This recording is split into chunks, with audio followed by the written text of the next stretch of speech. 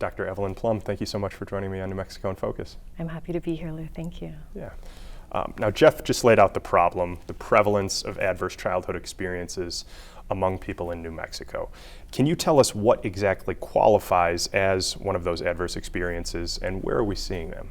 Absolutely, yeah. It's actually pretty specific what qualifies as an adverse childhood experience, and I'll use the acronym ACEs because it's a mouthful.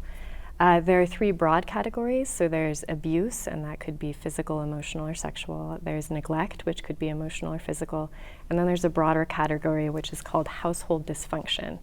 And that covers all sorts of behaviors that include a household or a close family member who is incarcerated, a household or family member who has severe mental illness that's not effectively managed, also a family member who has a substance use disorder, which I'll say is also a mental illness, but because it's such a prominent facet of ACEs, we break it out separately. And then also when there's a high degree of discord in the household, usually we think of that as between parents or caregivers, but it can be other household members. And then also exposure to domestic violence. So that's perhaps the child is not actually being physically hurt themselves, but they're witnessing domestic violence in the household, and we've discovered that that in itself is very damaging. Okay.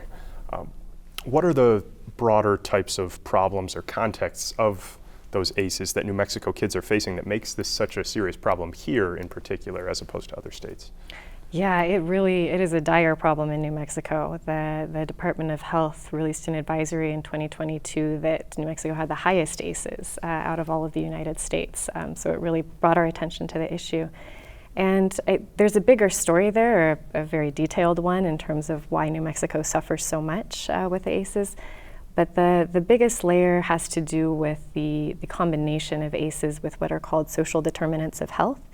So those are characteristics that structure our lives in formative ways. So these are things like where we live, how much money our family makes, in very close connection, what our access is like to high quality childcare, education, and healthcare. And all of these determinants of health can set us off on different paths in life, variously to success or much more challenging paths. And these interact very closely with ACEs. So if, for example, a child maybe has one or two ACEs, but they are very lucky in terms of social determinants. Perhaps they come from a very affluent family, they live in a very safe community, they have access to high quality education and healthcare. Then they have buffers. They have a lot of qualities in their lives that are going to mitigate the effects of those ACEs so that they're not experiencing so much of that toxic stress, which leads to the downstream effects that we worry about with ACEs. In New Mexico, we're really missing a lot of those buffers for many children, especially who live in rural areas or who come from otherwise underserved populations. There's just not a lot of protection between having those ACEs happen to them and the likely downstream consequences. So a lot of it has to do with these structural factors of child poverty and lack of access to healthcare and education. Okay, I want to focus on that lack of access to healthcare just for a minute and the nature of our state, rural areas in particular. How do you bridge the gap with folks in those areas who may be distrustful of, or at least hesitant to get a regular doctor's appointment for themselves or even their children? Yeah, this is a great question. This is actually a really important part of what we do with Project ECHO specifically, because a really important part of the model is how we are trying to connect that divide between the academy and then community providers, because we do know that community providers are best situated to be welcoming and inviting to people, in rural areas, and that communities that are or clinics that are well integrated into their communities are much more accessible both psychologically and physically, of course, for rural residents. So a big part of the education that we do with providers in rural areas is around trauma-informed care, and that's about making their clinics and their visits as welcoming and inviting and collaborative as they can, and taking into account factors that may influence those visitors' sense of apprehension about being engaged with the healthcare system.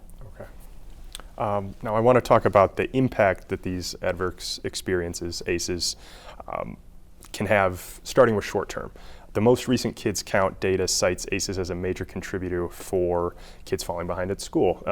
Can you explain how these experiences affect a child's health and the ripple effect that can have on the rest of their lives as a kid? Yes, this is really important to understand. So The broader explanatory mechanism in terms of how ACEs lead to toxic stress, which then lead to physiological, social, and psychological negative outcomes, is that there's a prolonged activation of the stress response. So when we think about the way the human brain is meant to function with stress, it's really well designed for acute, short periods of stress, like getting away from a tiger in the jungle. We want our body to be in full stress response.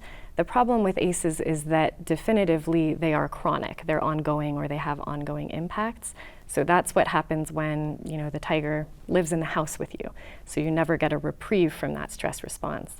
And our bodies were not designed for that. So for children especially, you know, their brains and their bodies are still very much under development, and they're in these sensitive formative periods that can actually fundamentally change brain architecture and organ development, because this child is basically being wired to live in a survival state.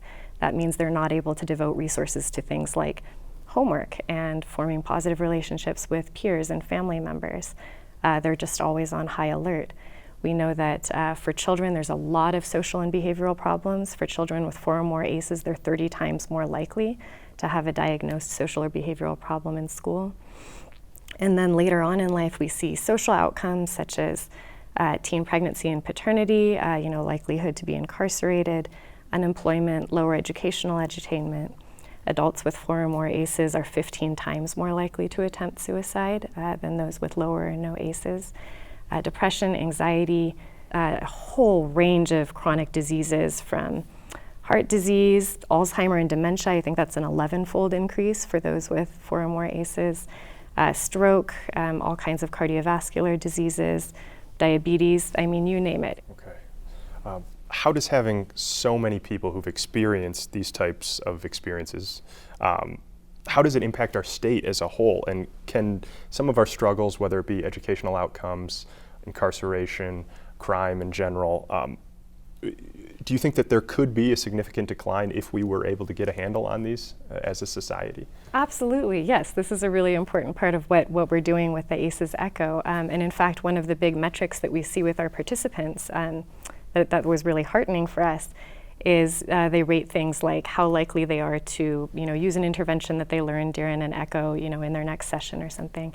And one of the numbers that we see in there that's very high is a feeling of hope that ACEs are preventable and treatable. So this is a really huge part of the campaign with this echo, is it's not only about the concrete, the technical skills about how to work with children with ACEs.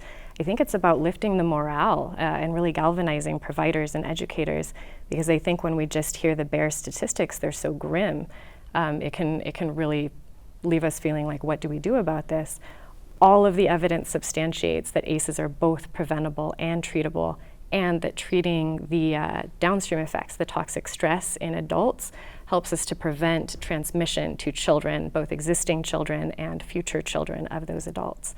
So yes, there's a lot that can be done.